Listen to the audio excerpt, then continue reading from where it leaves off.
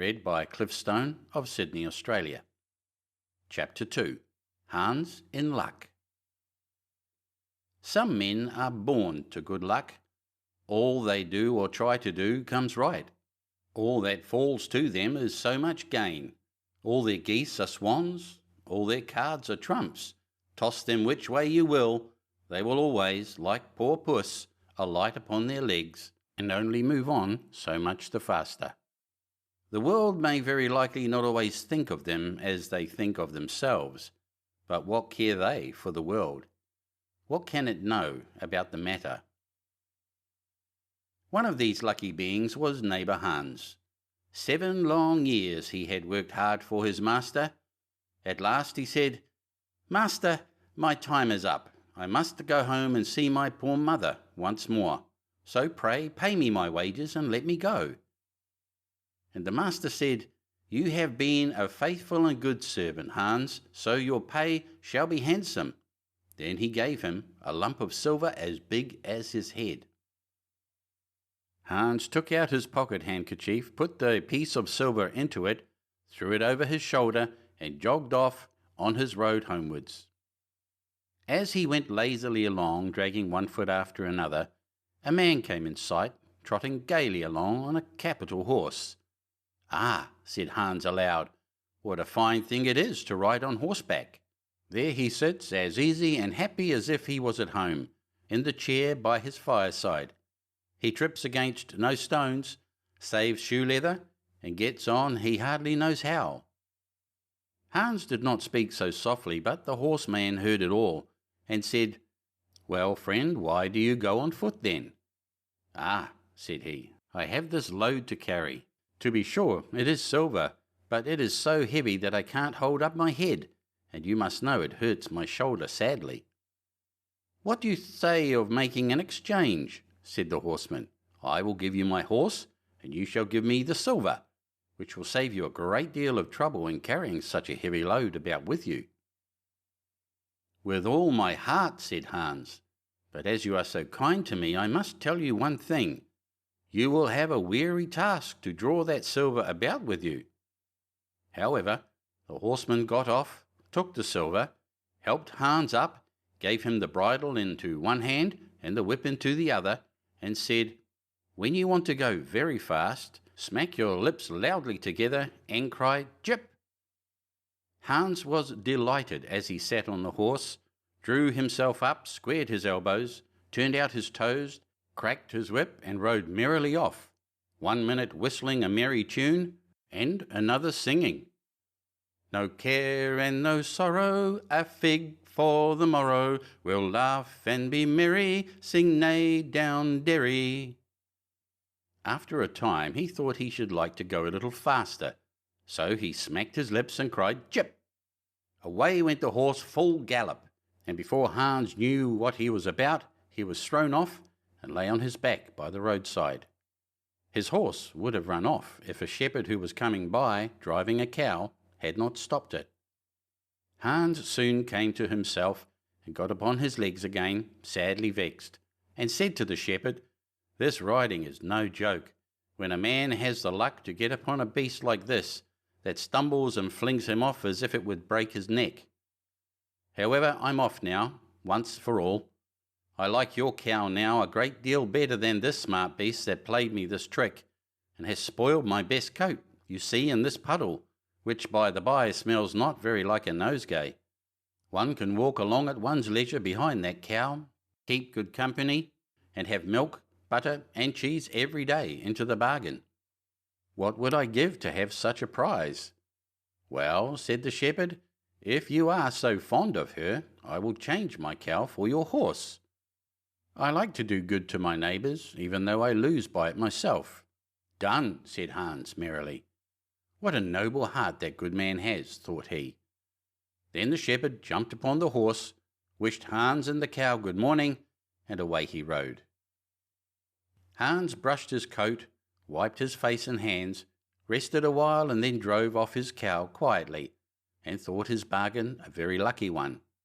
"If I have only a piece of bread, and I certainly shall always be able to get that, I can, whenever I like, eat my butter and cheese with it, and when I am thirsty I can milk my cow and drink the milk, and what can I wish for more? When he came to an inn, he halted, ate up all his bread, and gave away his last penny for a glass of beer. When he had rested himself, he set off again, driving his cow towards his mother's village. But the heat grew greater as soon as noon came on, till at last, as he found himself in a wide heath that would take him more than an hour to cross, he began to be so hot and parched that his tongue clave to the roof of his mouth. I can find a cure for this, thought he. Now I will milk my cow and quench my thirst. So he tied her to the stump of a tree and held his leathern cap to milk into, but not a drop was to be had. Who would have thought that this cow, which was to bring him milk and butter and cheese, was all that time utterly dry? Hans had not thought of looking to that. While he was trying his luck in milking, and managing the matter very clumsily, the uneasy beast began to think him very troublesome, and at last gave him such a kick on the head as knocked him down, and there he lay a long while senseless. Luckily a butcher soon came by, driving a pig in a wheelbarrow. "What is the matter with you, my man?" said the butcher, as he helped him up. Hans told him what had happened, how he was dry and wanted to milk his cow, but found the cow was dry too. Then the butcher gave him a flask of ale, saying, "There, drink and refresh yourself. Your cow will give you no milk. Don't you see she is an old beast, good for nothing but the slaughterhouse?" "Alas, alas," said Hans, "who would have thought it? What a shame to take my horse and give me only a dry cow. If I kill her, what will she be good for? I hate cow beef. It is not tender enough for me. If it were a pig now, like that fat gentleman you are driving along at his ease, one could do something with it. It would, at any rate, make sausages." "Well," said the butcher, "I don't like to say no, when one is asked to do a kind, neighbourly thing. To please you, I will change, and give you my fine fat pig for the cow."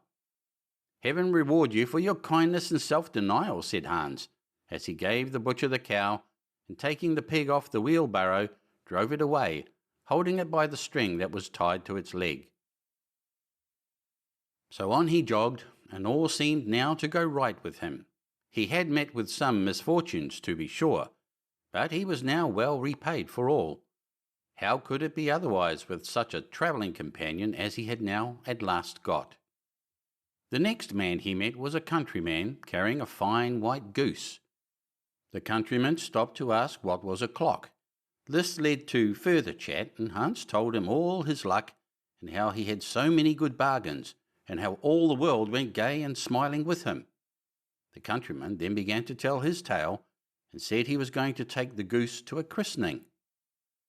"Feel," said he, "how heavy it is, and yet it is only 8 weeks old. Whoever roasts and eats it will find plenty of fat upon it, it has lived so well." "You're right," said Hans, as he weighed it in his hand. "But if you talk of fat, my pig is no trifle." Meantime the countryman began to look grave, and shook his head. "Hark ye," said he, "my worthy friend, you seem a good sort of fellow, so I can't help doing you a kind turn. Your pig may get you into a scrape. In the village I just came from, the squire has had a pig stolen out of his sty. I was dreadfully afraid when I saw you that you had got the squire's pig. If you have, and they catch you, it will be a bad job for you. The least they will do will be to throw you into the horse pond. Can you swim?" Poor Hans was sadly frightened. "Good man," he cried, "pray get me out of this scrape. I know nothing of where the pig was either bred or born, but he may have been the squire's for aught I can tell. You know this country better than I do. Take my pig and give me the goose." "I ought to have something into the bargain," said the countryman. "Give a fat goose for a pig, indeed. 'Tis not everyone would do so much for you as that. However, I will not be hard upon you, as you are in trouble." Then he took the string in his hand and drove off the pig by a side path, while Hans went on the way homewards free from care. "After all," thought he, "that chap is pretty well taken in. I don't care whose pig it is, but wherever it came from it has been a very good friend to me. I have much the best of the bargain. First there will be a capital roast, then the fat will find me in goose grease for 6 months, and then there are all the beautiful white feathers. I will put them into my pillow, and then I am sure I shall sleep soundly without rocking. How happy my mother will be! Talk of a pig indeed! Give me a fine fat goose. As he came to the next village, he saw a scissor grinder with his wheel, working and singing. O'er hill and o'er dale, so happy I roam, work light and live well, all the world is my home, then who so blithe, so merry as I? Hans stood looking on for a while, and at last said, You must be well off, Master Grinder. You seem so happy at your work. Yes, said the other, mine is a golden trade. A good grinder never puts his hand into his pocket without finding money in it. But where did you get that beautiful goose? I did not buy it, I gave it for a pig. And where did you get the pig? I gave a cow for it. And the cow? I gave a horse for it. And the horse? I gave a lump of silver as big as my head for it. And the silver? Oh, I worked hard for that 7 long years. You have thriven well in the world hitherto, said the grinder. Now if you could find money in your pocket, whenever you put your hand in it, your fortune would be made. Very true, but how is that to be managed? How? Why, you must turn grinder like myself, said the other. You only want a grindstone, the rest will come of itself. Here is one that is but little the worse for wear. I would not ask more than the value of your goose for it. Will you buy? How can you ask, said Hans. I should be the happiest man in the world if I could have money whenever I put my hand in my pocket. What could I want more? There's the goose. Now, said the grinder, as he gave him a common rough stone that lay by his side, this is a most capital stone. Do but work it well enough, and you can make an old nail cut with it. Hans took the stone and went his way with a light heart. His eyes sparkled for joy, and he said to himself, Surely I must have been born in a lucky hour. Everything I could want or wish for comes of itself. People are so kind. They seem really to think I do them a favour in letting them make me rich and giving me good bargains. Meantime, he began to be tired and hungry too, for he had given away his last penny in his joy at getting the cow. At last he could go no farther, for the stone tired him sadly, and he dragged himself to the side of a river that he might take a drink of water and rest a while. So he laid the stone carefully by his side on the bank, but as he stooped down to drink, he forgot it, pushed it a little, and down it rolled, plump into the stream. For a while he watched it sinking in the deep, clear water, then sprang up and danced for joy, and again fell upon his knees and thanked heaven with tears in his eyes for its kindness in taking away his only plague, the ugly, heavy stone. How happy am I, cried he. Nobody was ever so lucky as I. Then up he got with a light heart, free from all his troubles, and walked on till he reached his mother's house, and told her how very easy the road to good luck was.